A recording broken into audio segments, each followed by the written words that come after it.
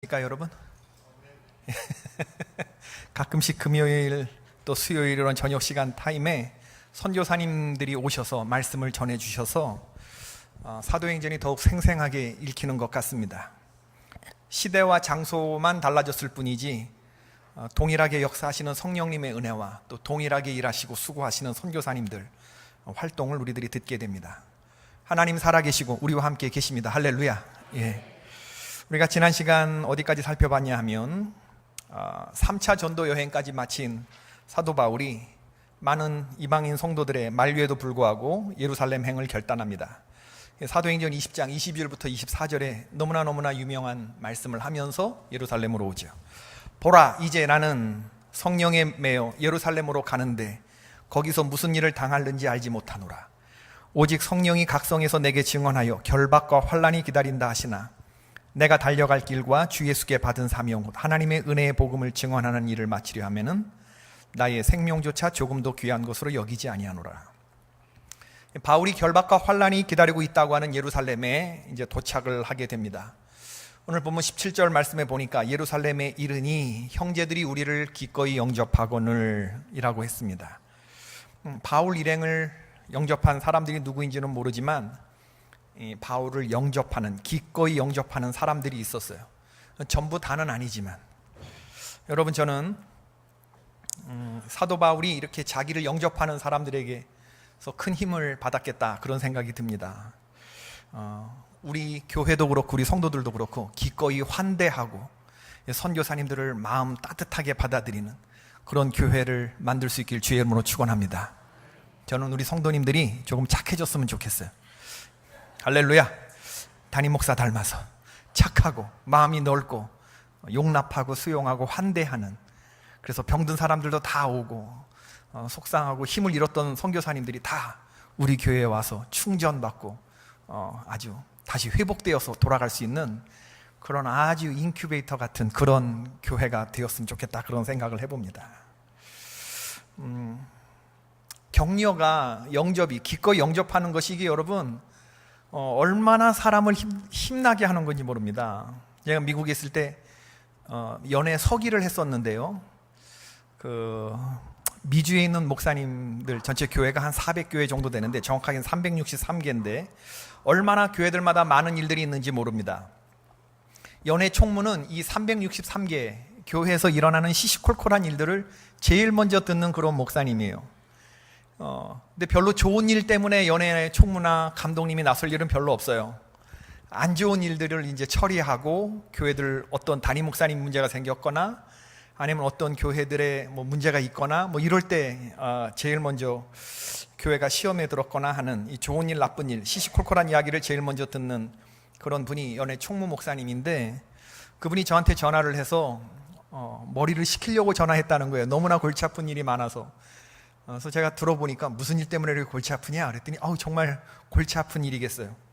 근데 저한테 왜 전화했다고요? 머리 식히려고. 그러니까 갑자기 대화 처음에 내가 머리를 식혀줘야 된다 이런 부담감을 가지고 그 통화를 하게 된 거죠.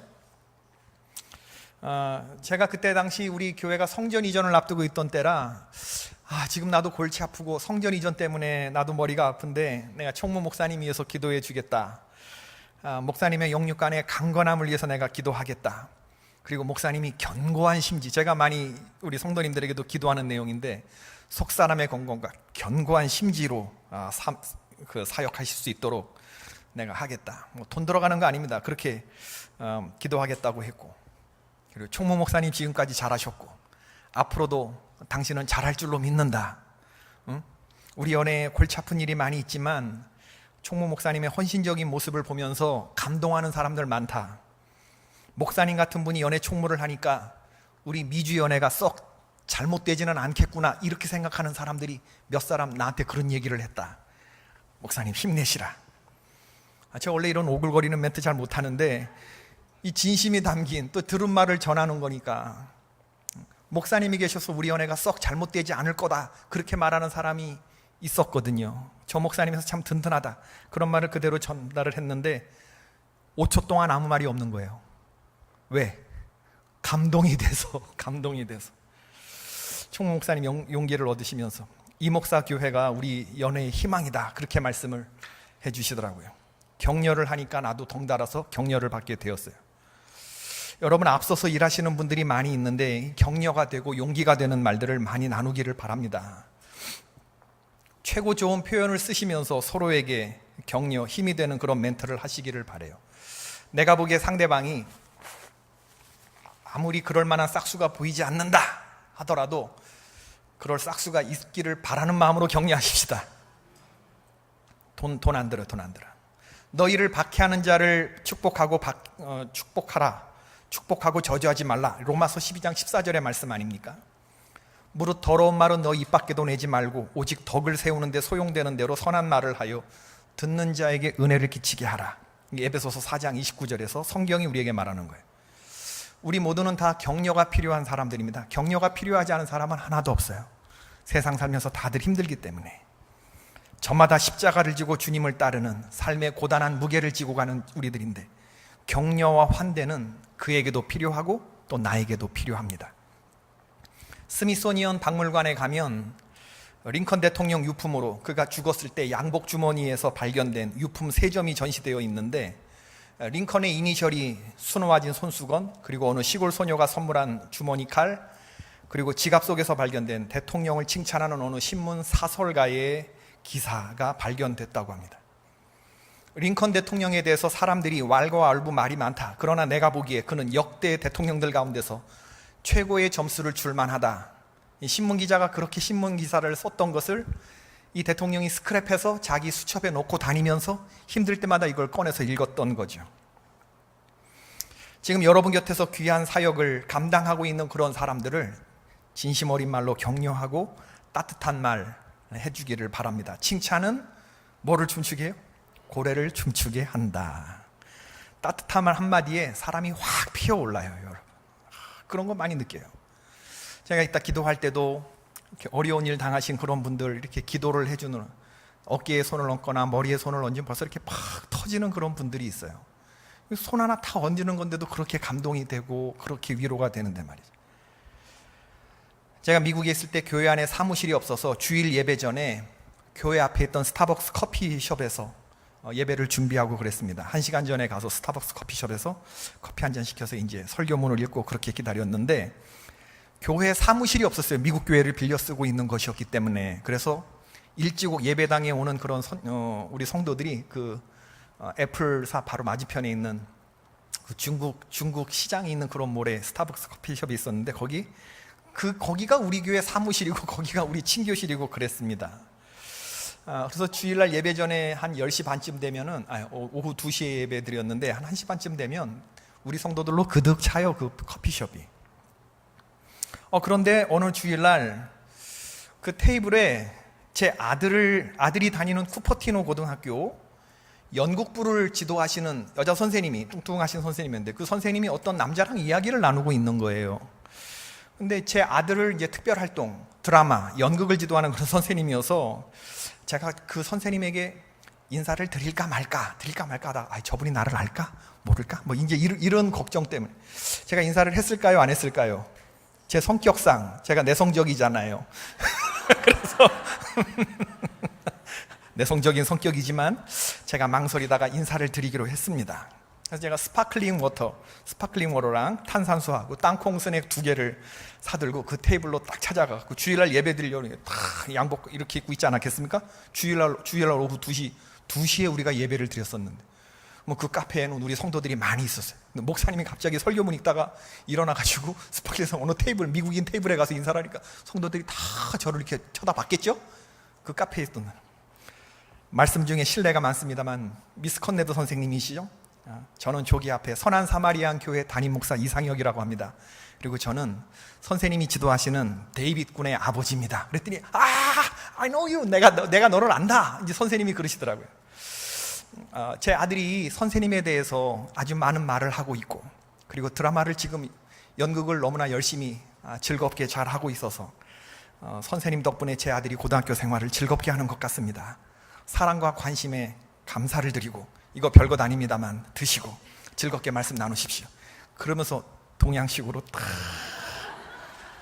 아들 가진 게 죄 아닙니까? 예, 선생님한테 인사를 했어요. 선생님 얼굴이 환해지더라고요. 그냥 그런 일이 있었는데 그 다음 주에 아들이 하는 말이 뭐냐면, 아빠, 우리 드라마 선생님한테 커피 사준 적 있어요? 아, 있었다. 지난 주일날 그랬다 할 때 선생님이 너무 고마워하면서 아빠한테 고맙다는 말을 꼭 전하라 했다는 거예요. 왜냐하면 아빠가 커피를 사준 시점이 아주 퍼펙트한 타임이었다는 거예요. 그 선생님한테. 알고 보니까 그 선생님이 이야기를 나누고 있던 상대는 아들 학교가 소속되어 있는 그 지역 스쿨 디스트릭이라고 그러는데, 디스트릭의 장학 선생님이었던 거예요. 장학사 선생님이 학교별로 있는 특별 활동을 감독하고 예산 지원에 대한 결정권을 쥐고 있는 그런 분이었는데, 마침 예산 삭감이 예고되어 있던 시점이어서 학교들마다 로비가 치열했다는 거예요. 아빠가 우리 학교 선생님에게 인사드린 그 시점에 너무 적절해서 우리 교회 우리 교회란다. 우리 학교의 예산이 깎이지 않고 잘 지원될 수 있게 그렇게 됐는데, 이 선생님이 잘 하고 있다고 하는 것을 아주 예상하지 않던 스폰테니어스하게 제가 아주 자연스럽게 그거를 보여준 장학서 선생님 앞에서 보여준 셈이 됐으니까 선생님이 너무 감사하다고, 아빠 너무 멋지다고 그러면서 인사를 하랬다는 거예요. 이야, 여러분, 그때 그 시절에 그 쿠퍼티노 그 하이스쿨에 예산 그거 저 아니었으면 그거 삭감됐습니다, 여러분. 저한테 감사했어야 돼요. 주님의 일을 감당하는 길에서 모두가 내 진심을 알아주는 것 아닙니다. 모두가 날 이해하고 알아주리라 기대하는 것도 과한 일일 수도 있죠. 우리가 어떻게 모든 사람에게 우리의 진심을 까보일 수 있겠습니까? 그러나 우리의 중심을 알아주는 사람 몇이 있다면, 그리고 그 몇 사람이 그 사람에 대해서 진심 어린 충고와 격려를 해준다고 그러면, 이게 우리 성도들끼리 주고받는, 믿음의 사람들끼리 주고받는 위로가 아니겠습니까? 서로에게 위로가 되고 격려가 되는 그런 관계를 만들어갈 수 있기를 주님의 이름으로 축원합니다. 바울이 이처럼 자신을 환대하는 형제들과 하룻밤을 지냈다고 그랬어요. 그리고 그 다음날 야고보를 찾아갑니다. 예루살렘 교회 담임 목사를 찾아가는 거죠. 그리고 거기에 가봤더니 교회는 야고보뿐만 아니라 예루살렘 교회의 장로들이 함께 있었다 그랬습니다. 예루살렘 교회의 담임 목사였던 이 사도 야고보는 예수님의 동생 야고보를 말합니다. 예루살렘 교회의 아주 중심적 인물이었죠. 19절 말씀을 보니까 바울이 무난하고 하나님이 자기의 사역으로 말미암아 이방 가운데서 하신 일을 낱낱이 말하니. 19절의 말씀, 바울이 야고보에게 자기의 선교 사역을 보고했는데 얼마나 엄청난 일들이 있었어요. 사도행전 15장에 1차 전도 여행을 마치고 난 이후에 2차, 3차 전도 여행, 바울의 정말 이 전도 여행, 빌립보, 에베소, 그 다음에 데살로니가, 아덴, 여러분 엄청난 그런 일들이 많이 있었잖아요. 우리가 딱 알더라도 귀신들이 쫓겨나고 병자들이 바울의 손수건을 가지고 환부에 얹기만 해도 병이 났고, 마술사들이 자기 가게 수단이었던 책들 이거 다 불사르고, 에베소 교회 같은 경우에는 그렇게 불사른 책이 은 5만 양어치나 되고 말이죠. 돌아오는 길엔 죽었던 유두고를 살리는 그런 일도 있었고, 근데 이 모든 일들이 있었는데 사도 바울은 이것을 자기가 행한 일이라고 말하지 않고 하나님께서 하신 일이다 라고 보고를 하는 겁니다. 바울의 사역을 듣고 난 다음에 야고보와 장로들의 반응이 뭐냐 하면 20절 말씀인데, 그들이 듣고 하나님께 영광을 돌렸다. 바울더러 이르되 형제여, 그대도 보는 바에 유대인 중에 믿는 자 수만 명이 있으니 다 율법에 열심히 있는 자라. 바울의 이야기를 듣고 야고보와 장로들이, 야고보 담임 목사와 장로님들이 하나님께 영광을 돌렸다라고 했습니다. 여기까지가 서론, 오케이. 선교사 보고는 여기까지. 그 다음에 이어지는 야고보 사도와 장로들이 하는 얘기는 이게 사도 바울이 듣기에는 이게 껄쩍지근한, 별로 이렇게 유쾌하지 않은 그런 이야기를 하는 거예요. 선교 보고는 잠깐이고, 선교사가 교회하는 보고는 잠깐이고, 이제 교회가 선교사에게 하는 이야기가 이게 본론이었던 거예요. 예루살렘 교회. 그 본론이 뭐냐면은, 지금 우리 예루살렘에 너를 향한 안 좋은 소문이 3가지가 돌고 있다. 3가지를 요약하면 야고보 사도가 말하는 게, 네가 이방에 있는 모든 유대인을 가르치되, 첫 번째, 너가 모세를 배반한다. 아들들에게 할례를 하지 말라고 말한다. 또 관습을 지키지 말라고 말한다 라고 함을 저희가 들었도다. 21절 말씀이죠. 바울에 대한 소문은 세 가지로 정리가 되는데, 모세를 배반했다고 하는 것, 모세가 전해준 율법을 무시한다, 이런 말이겠죠. 바울은 은혜를 통하지 않고 율법을 통해서도 구원을 받을 수 있다는 것, 이걸 잘못된 것이라고 했지 율법 자체가 필요 없다고 말하지는 않았습니다. 그런 적은 없어요. 오히려 바울은 율법의 중요성을 말하면서 율법이 없으면 사람들이 자기의 죄를 깨닫지 못했을 것이다 라고 말합니다.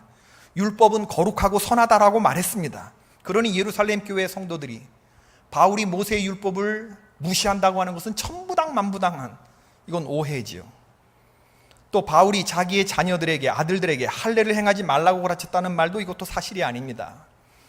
유대인들이 할례를 구원의 도구로만 생각하는 것이 문제라고 그랬지, 그게 틀렸다는 거지. 할례 자체를 거부했던 것은 아닙니다. 여러분, 우리가 구원을 어떻게 얻게 됩니까? 예수 그리스도 십자가 복음을 믿고 예수를 그리스도로 영접하고 믿음으로 구원 얻게 되는 줄로 믿습니다. 세례식 했다고 구원받는 거 아닙니다. 세례식이 뭐가 그렇게 중요해요? 할례 받는 게 뭐가 그렇게 중요해요?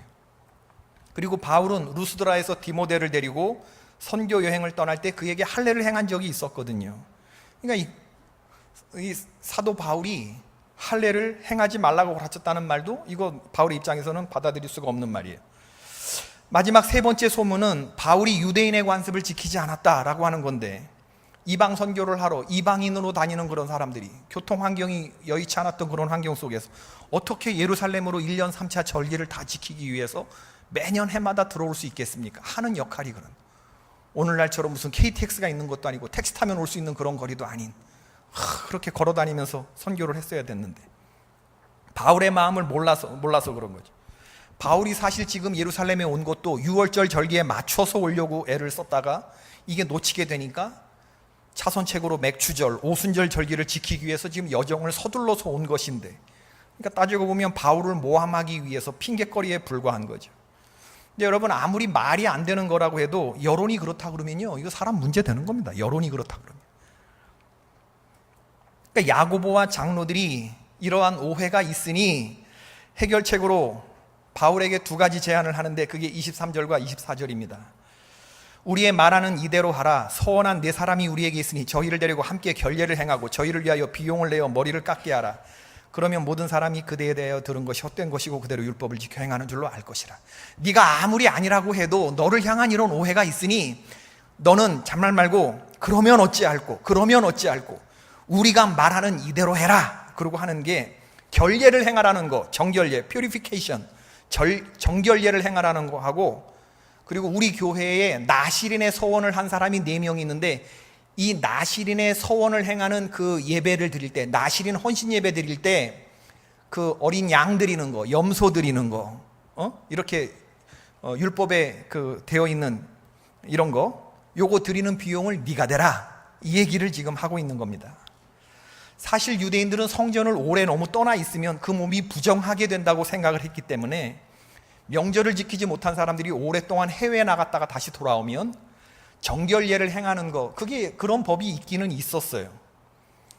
뭐 그런 거 할 수는 있는 겁니다. 그렇죠? 그런데 문제는 뭐냐면 사도 바울이 여기에 그대로 수긍하게 되면 그 소문이 사실이라는 것을 인정하는 꼴이 되니까 사도 바울 입장에서는 그거 굉장히 기분 나쁠 수 있는 얘기거든요. 근데 사도 바울이 그대로 순종해요. 나실인의 서약은 보통 30일 정도를 하는데, 그 기간이 끝이 나면 성전으로 와서 머리를 깎으면서 예물을 드려야 했죠. 예물로는 번제물로 수양 1마리, 속죄제물로 암양 1마리, 화목제물로 수양 1마리 외에도 떡과 과자 같은 것을 드리게 되어 있었어요.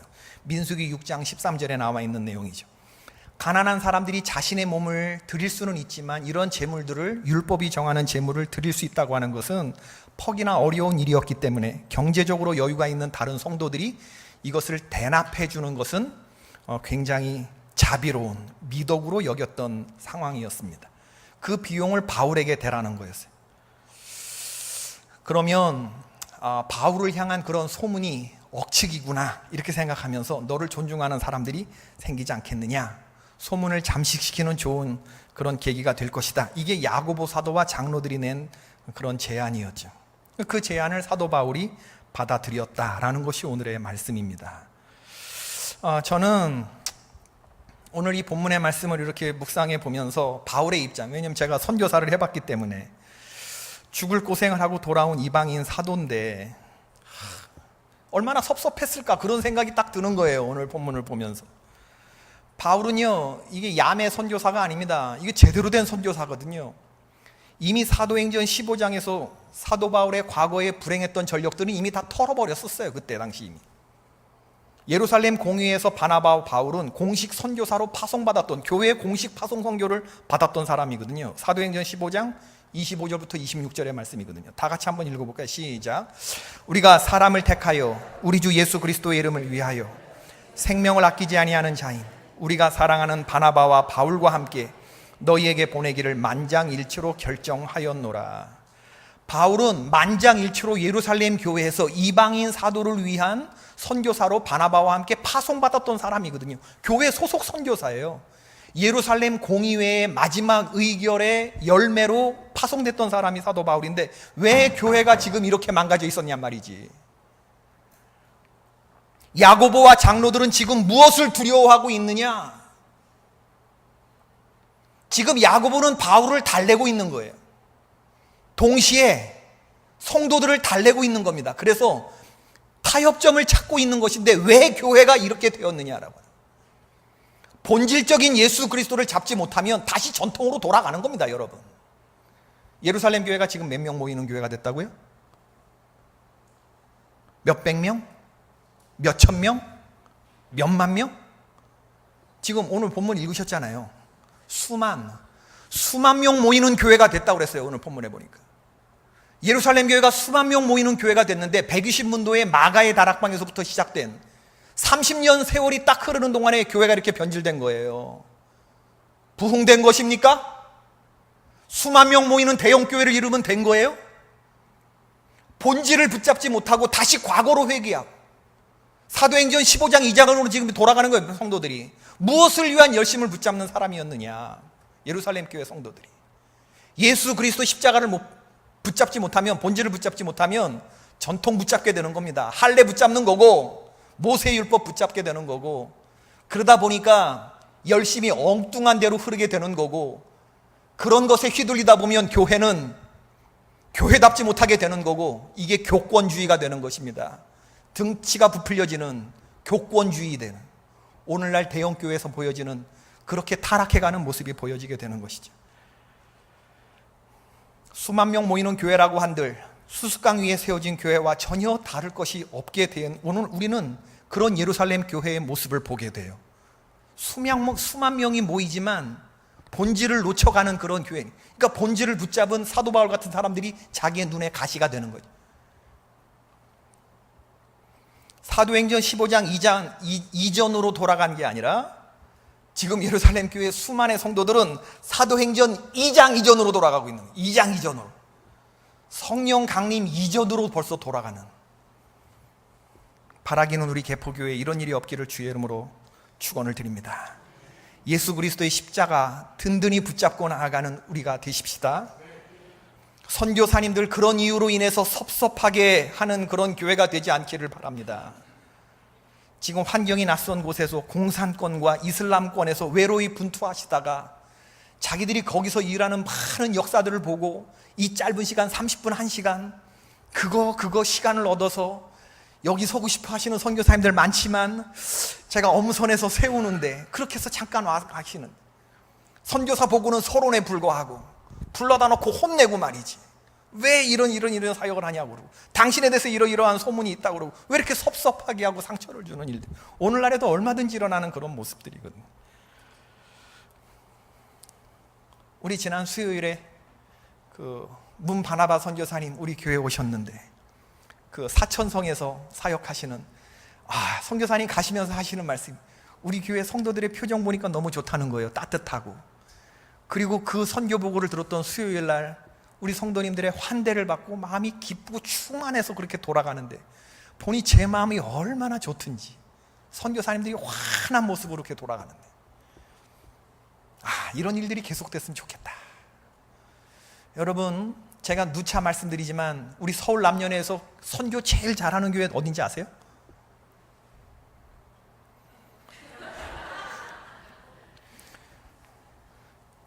선교사님들을 가장 경제적으로 많이 잘 돕는 그런 교회가 어딘지 아세요? 서울 남년회에서, 사우스 서울 컨퍼런스에서 800개 되는 교회 있는 가운데서 누가 제일, 어떤 교회가 가장 선교사님들의 선교 제일 많이 하는 교회인지 아세요? 서울에 정동제일교회라고 있어요. 정동제일교회보다 우리 교회가 훨씬 더. 개포교회라고 대답하세요, 여러분. 개포교회.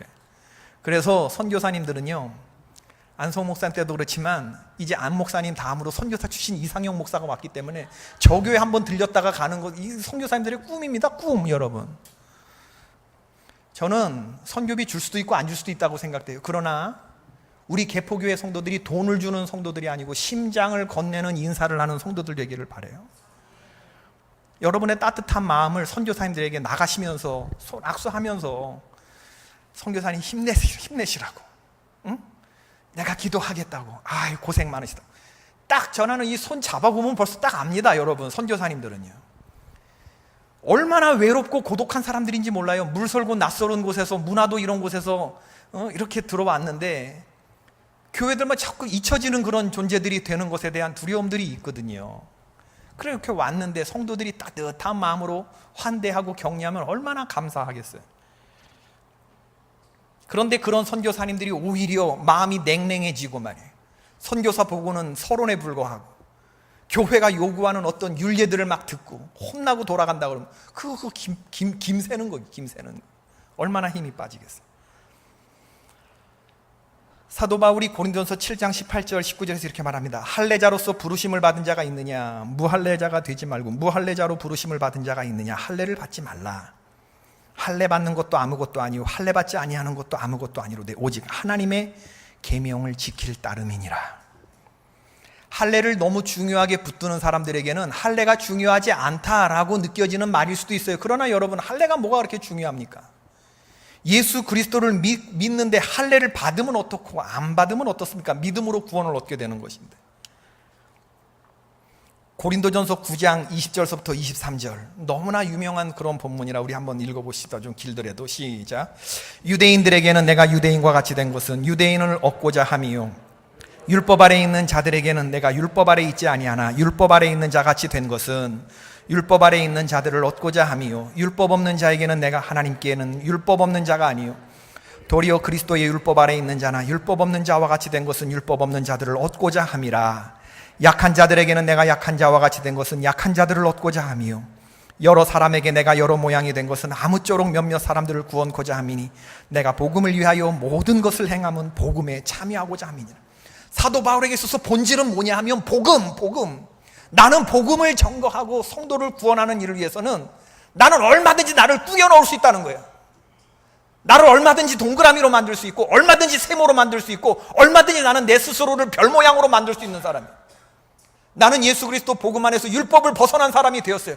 그러므로 나는 이제 율법 아래 있지 않아요. 그러나 내가 율법 아래 있는 사람들처럼 되는 것은 율법 아래 있는 유대인들을 구하기 위함이다. 내가 율법을 벗어난 사람처럼 된 것은 율법을 벗어나 있는 이방인들을 구하기 위함이다. 예수 그리스도의 복음, 이 본질을 내가 전하고 생명을 구원하는 이 일을 위해서라 그러면 나는 얼마든지 나를 동그라미나 세모나 네모로 만들 수 있는 나는 그런 마음이다. 그 말을 하는 겁니다, 여러분. 우리에게 이런 신앙이 필요한 거죠.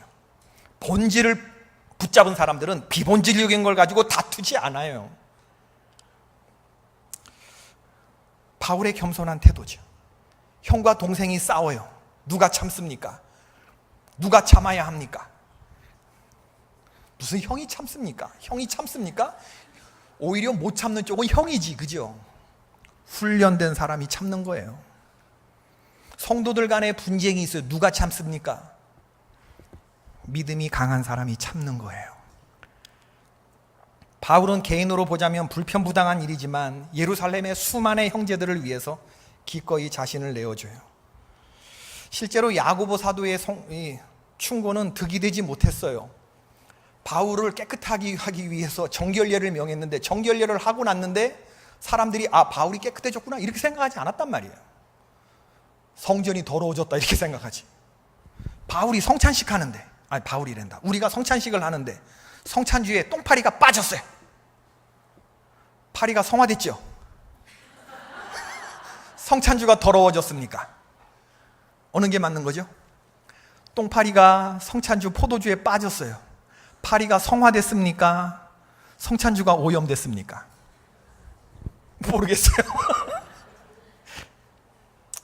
사도 바울이 야고보 사도가 하라는 대로 정결례를 행했는데 그러면 깨끗해졌다고 생각해야 되는데 못 믿겠다는 사람이 아니고 안 믿겠다고 하는 사람들한테 무슨 짓을 해도 그게 뭐가 통합니까? 안 믿겠다는 사람한테는 성전이 더러워졌다고 그런 거예요. 성전이 더러워졌다. 바울로 인해서 성전이 더러워졌다. 이런 대우를 받을 때 그러면 사도 바울의 마음속에서 내가 이런 사람들을 위해서 지금 사도 바울의 호주머니에 뭐가 있어요? 뭘 들고 왔죠? 이방 성도들이 거두어진 구제금이 있단 말이에요. 예루살렘 성도들을 위해서, 예루살렘 교회를 위해서 구제금을 가지고 왔는데 내가 이런 사람들한테 줘야 돼요, 말아야 돼요? 내가 이런 대접을 받으면서 이런 사람들에게 구제금을 전해야 돼요, 말아야 돼요? 여러분 성경을 어떻게 읽으셔? 한번 보세요. 얼마나 섭섭한 얘기겠어요. 내가 멸시와 천대를 받으면서 고린도 교회에 그렇게 고린도 전서와 후서를 읽어보세요. 내가 그렇게 고린도 교회에 그런 수모를 당하면서 눈물로 이 사람들을 돌이키고 그 다음에 이 사람들로부터 선교 헌금을 걷어서 내가 우리 모교회인 예루살렘 교회에 갖다 주자고 마게도냐와 아가야에 있는 교회들로부터 헌금을 받아가지고 그러고 왔는데 이런 취급을 받고 나보고 이렇게 정결례랑 하라고 그러고 수만 명의 사람들이 왜 너는 이런 사람이냐고 이렇게 억측하고 나에 대해서 오해를 하고 있는데 이런 교회에 이거 내놔야 돼요, 말아야 돼요? 여러분 같으면 내놔요, 안 내놔요? 내놔야 된다. 왜? 이미 예수 그리스도의 십자가에 우리 스스로를 못 박은 사람은 내 심장으로 살지 않습니다. 예수 그리스도의 심장으로 사는 것이지. 저는 이런 생각을 하는 조차도 오늘 회개했어요. 아직 나에게 이런 섭섭함과 분노가 있나? 왜 사도 바울이 갖지도 않았던 마음을 나는 왜 이렇게 인간적인 시각으로만 오늘 이렇게 들여다보나? 왜 내 마음 몰라준다고 내가 왜 이러지? 이게 아직도 일어나. 여러분, 본질에 대해서는 확고합니다. 본질 가지고는 싸우지 않아요. 그러나 비본질적인 것에 대해서는 유연한 태도가 사도 바울에게 있어요. 불필요한 마찰을 줄이고 영혼 구원과 하나님께 영광을 돌리기 위해서 나는 어떻게 되어도 좋다는 이 사도의 마음, 오늘 이 금요 심야 기도에 나온 저와 여러분이 품을 수 있게 되길 주의 이름으로 축원합니다. 그리고 우리 교회 공동체가 예루살렘 교회처럼 가면 갈수록 이렇게 사도행전 15장 이전으로 돌아가고 사도행전 2장 이전으로 돌아가고 덩치만 남았고 건강해지는 게 아니라 비만이 돼버리는 그런 교회 되지 않도록 하십시다. 비만은 건강한 게 아니거든요. 날마다 믿는 사람들의 숫자가 더해지는 것은 정말 성령 충만한 성도들, 본질을 붙잡은 사람들이 늘어나는 것이지, 깨어있는 한 사람 한 사람이 정말 구름대같이 몰려드는 거지. 인격적으로 만나지 못한 사람들 다 그 교회 안에 모여봐야 그거 어스레기 되는 거고, 그 무슨 힘이 있겠습니까? 디모데후서 2장 15절의 말씀을 명심하십시다. 다 같이 읽어봅시다. 시작. 너는 진리의 말씀을 옳게 분별하며 부끄러울 것이 없는 일꾼으로 인정된 자로 자신을 하나님 앞에 드리기를 힘쓰라. 따라해봅시다. 힘쓰지 않으면 퇴보한다. 진리의 말씀을 굳게 붙잡지 않으면 분별의 영이 흐려지게 되어 있어요. 여러분, 신앙생활은 결코 편하게 할 수 없습니다. 힘쓸 때 지켜지는 것이고, 힘쓸 때 여러분의 믿음이 성장하고, 힘쓸 때 빛이 나는 것입니다. 본질을 붙잡고 신앙생활에 힘쓰면서 점점 하나님의 교회를 아름다운 교회로 만들어가는 그런 우리 모두가 되기를 주님의 이름으로 축원합니다. 우리